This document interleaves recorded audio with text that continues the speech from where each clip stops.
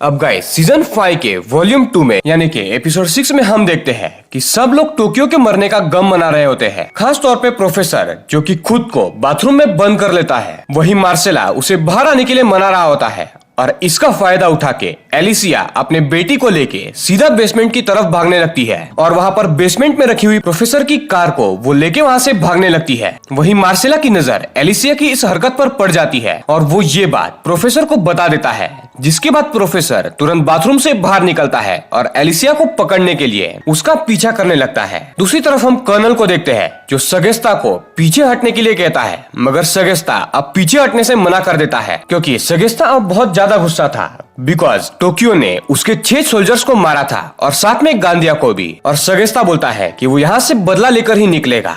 फिर हम 5 में पहुंच जाते हैं जहाँ पर हम बर्लिन और पैलेर्मो को देख पाते हैं जो कि एक बर्फीली जगह में बोगोटा से मिलने के लिए आए थे। और बोगोटा यहाँ पर उन्हें एक ऐसी मशीन दिखाता है जो मशीन समंदर से ऑयल सक करती थी। और बोगोटा, बर्लिन एंड पैलेर्मो यहाँ पर आते ही ये डिसाइड कर लेते हैं कि ये लोग इस मशीन को यहाँ से चुरा लेंगे ताकि वो इस मशीन का इस्तेमाल बाद में प्लान में अपने चोरी में कर पाए। और गाइस हम इसी मशीन को अब बैंक ऑफ स्पेन में देखते हैं जहाँ पर ये लोग अब इस मशीन की मदद से सोने के पिघलाए गए दानों को दूसरी तरफ भेजने वाले थे, वो भी पूरी पानी की पावर से। फिर दूसरी तरफ हम अगेन प्रोफेसर एंड मार्सेला को देख पाते हैं जो कि एलिसिया का पीछा कर रहे होते हैं। और मार्सेला एलिसिया के पास पहुंच ही गया था, मगर एलिसिया उसके गाड़ी के टायर में गोली मार देती है जिसके चलते उसे रुकना पड़ता है और एलिसिया मौका देख के आगे निकल जाती है। अगेन इधर हम पैलेर्मो को देख पाते हैं जो कि उस स्टील की दीवार को काट लेता है और आगे बढ़ने लगता है। वो सबसे पहले शीशे की मदद से बाहर देखता है तो उसे वहाँ पर सगेस्ता बैठा हुआ दिखता है। तो पैलेर्मो हिम्मत करके आगे बढ़ता है और उसके साथ में रियो एंड रकेल भी थे। ये लोग सगेस्ता के पास पहुँच जाते हैं और सगेस्ता इन्हें नहीं मारता बल्कि सगेस्ता उनके साथ एक डील करना चाहता था। वो कहता है कि वो पूरी तरीके से उन्हें सरेंडर कर देगा और बदले में उसे अपने एक सोल्जर जो घायल था उसके लिए डॉक्टर्स यहाँ पर मंगवाने थे। तो पैलेर्मो मान जाता है। वही रियो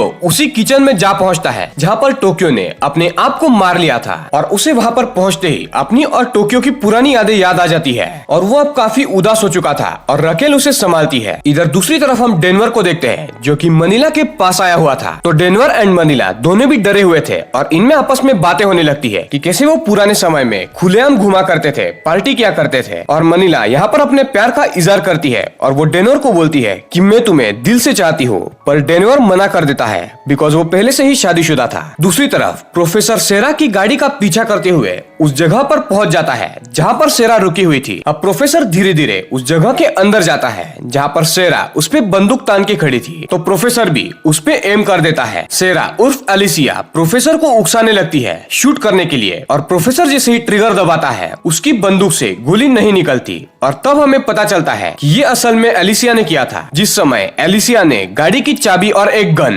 प्रोफेसर के बेस से उठाई थी, उसी समय उसने प्रोफेसर की बंदूक से सारी गोलियां निकाल दी थी और अब प्रोफेसर फंस जाता है। जिसके बाद एलिसिया प्रोफेसर के हाथ पैर बांध के उसे गाड़ी में बंद करके अपने साथ कहीं पर ले जाने लगती है। अगेन कहानी बैंक पर फोकस होती है जहाँ पर सगेस्ता के कहने पे 2 डॉक्टर बैंक के अंदर आ जाते हैं और अंदर आते ही ये दोनों डॉक्टर्स एक सोल्जर को बचाने जा रहे थे। तभी वहाँ पर मोनिका हेल्सिंकी को लेके आती है और पहले उसे ट्रीट करने के लिए कहती है, मगर हेल्सिंकी खुद ही डॉक्टर को पहले सोल्जर को ट्रीट करने के लिए बोलता है। जिसके बाद हम रकेल को देखते हैं जो कि लाइवा के सारे रोड पे इकट्ठे हुए लोगों को जो उन्हें सपोर्ट करते थे उन्हें वापस जाने के लिए कहती है बिकॉज अभी रिसेंटली रॉबर्स एंड सोल्जर्स की लड़ाई में 6 सैनिक मारे गए थे और रकेल ये नहीं चाहती थी कि पब्लिक उन जैसे लोगों को सपोर्ट करे जिन्होंने अभी अभी 6 सैनिकों को मारा है। पर ये बोलते ही पल भर में ही पूरी जनता जो बाहर खड़ी थी वो अगेन रॉबर्स को सपोर्ट करने लगती है और ये देख के कर्नल काफी गुस्सा हो जाता है कि पब्लिक इन रॉबर्स को कैसे सपोर्ट कर सकती है। देन कर्नल अपने वाइफ को फोन करता है मगर वो फोन नहीं उठाती। जिसके बाद कर्नल घर के लिए निकल पड़ता है। जब कर्नल घर पर पहुंचता है तो इसे अपनी बीवी कहीं पर भी नहीं मिलती। जिसके बाद वो अलार्म सिस्टम को ऑन करके घर में अपनी वाइफ को ढूंढने लगता है। तो कुछ ही देर बाद उसे एलिसिया दिखती है जिसने उसकी वाइफ को बंदी बनाकर रखा हुआ था। जिसके बाद कर्नल उसे छोड़ने के लिए कहता है मगर एलिसिया उसके सामने शर्त रखती है कि अगर कर्नल खुद मीडिया के सामने जाके ये कहे कि एलिसिया बेकसूर थी